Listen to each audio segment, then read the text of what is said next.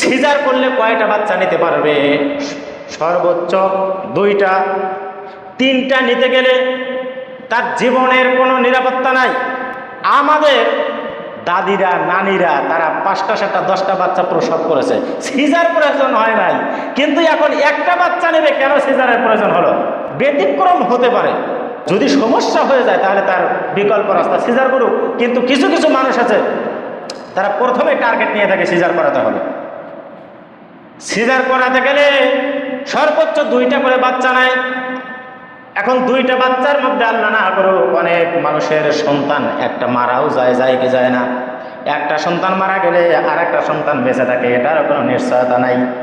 শেষ জামানার মধ্যে এই নারীদেরকে ধরা হবে, নারীরা তারা সিজার করতে চাবে না, এদেরকে জোরপূর্বক ধরা হবে, ধরে তাদের পেট কেটে বাচ্চা বের করা হবে।